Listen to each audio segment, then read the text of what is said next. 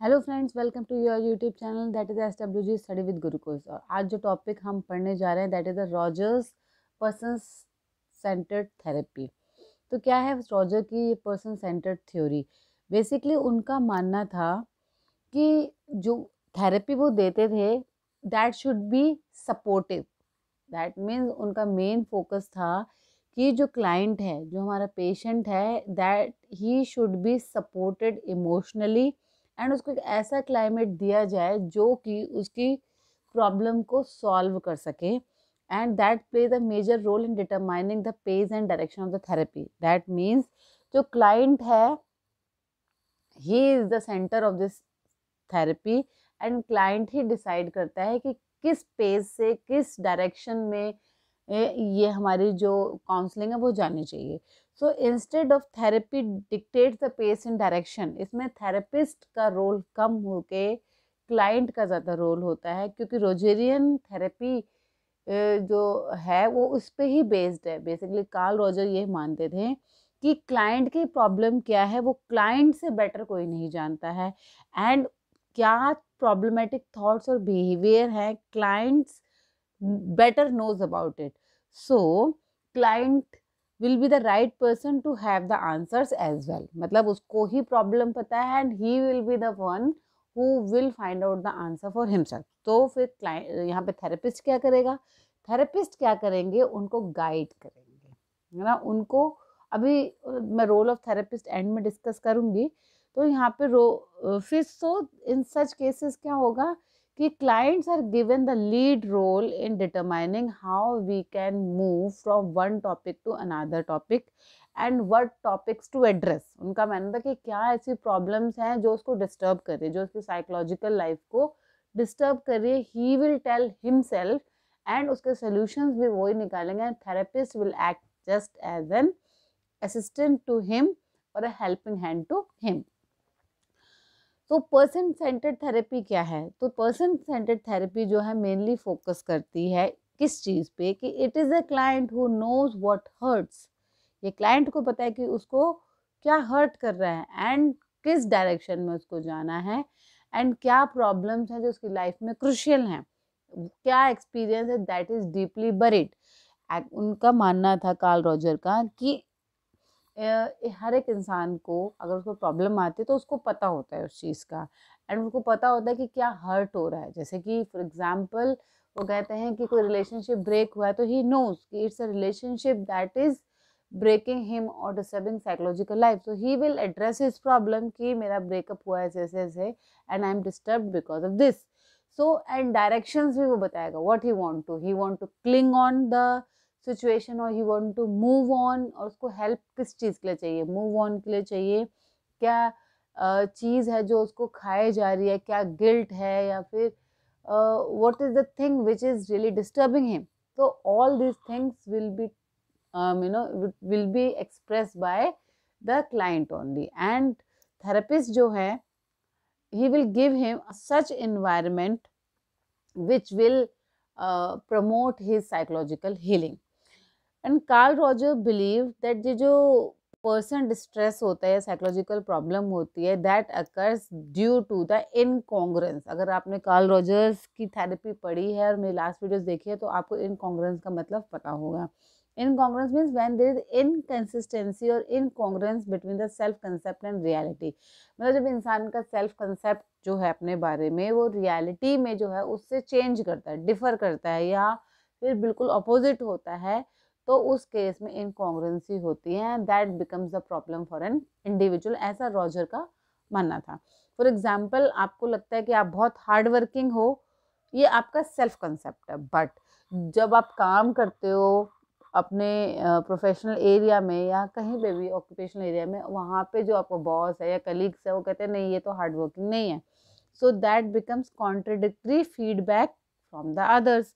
And जब आप ये चीज़ सुनते हो तो दैट इफेक्ट्स यू, तब ये इनकॉन्ग्रेंस होता है। क्यों? क्योंकि आपकी जो सेल्फ इमेज है वो रियलिटी से डिफर कर रही है।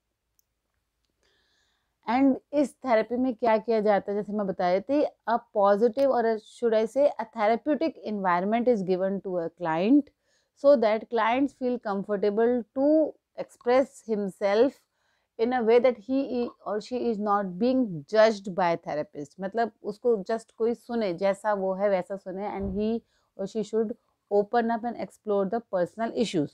तो इसके लिए Roger indicates the following things as necessary. जैसे first one is the genuineness of the person, like therapist. अगर therapist should be genuine, there should be no noble lies, कोई झूठ का यहाँ पे स्थान नहीं होना चाहिए, and he should genuine enough to express the problem of the patient, and he should be non judgemental to listen the patient. उसको अपने राइट्स और रॉन्ग्स उसमें नहीं डालने हैं.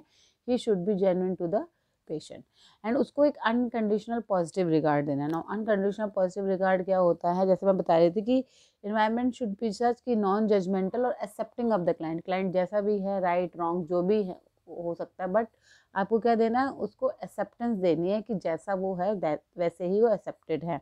मगर इसका मतलब ये नहीं है वो कुछ भी कहे वो सब कुछ मानना है. That does not mean that therapist should be agree with everything that client says, but therapist को ये एक्सप्रेस कराना ज़रूरी है कि वो क्लाइंट की फीलिंग्स, थॉट्स, बिहेवियर, चाहे वो रॉन्ग, बैड, सिली कैसे भी हो, उसको एक्सेप्टेंस दे रहा है, उसको सुन रहा है non judgmentally. That is what is unconditional positive regard is to the patient, ताकि वो ईजिली ओपन अप हो पाए, अपनी प्रॉब्लम कह सके.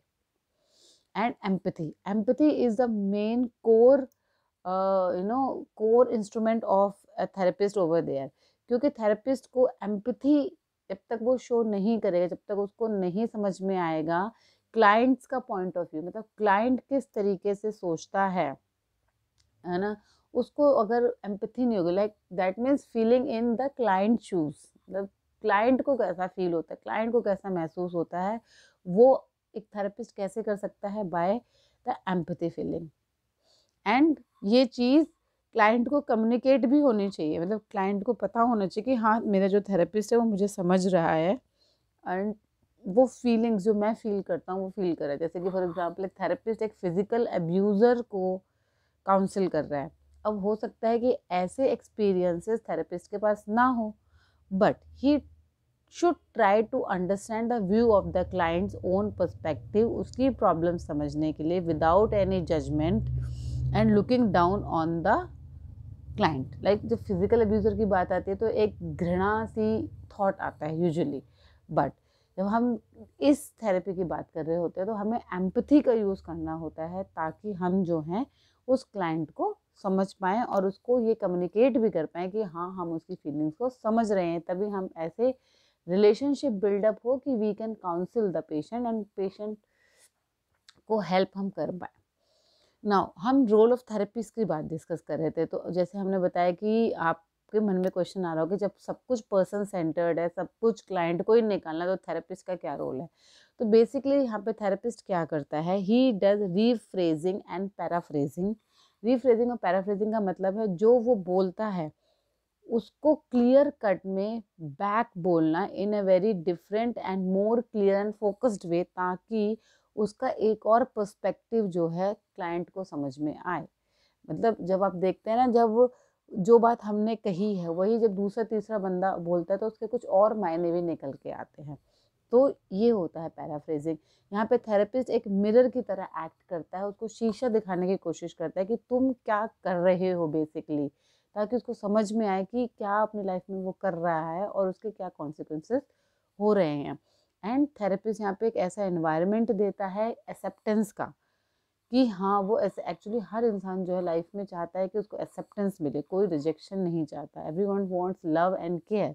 तो रॉजर का मानना था जब प्यार, acceptance and positive regard client को मिलता है, पेशेंट को मिलता है, तो वो ओपन अप होता है, एंड उसी तरीके से उसको हम काउंसिल या ट्रीट कर सकते हैं.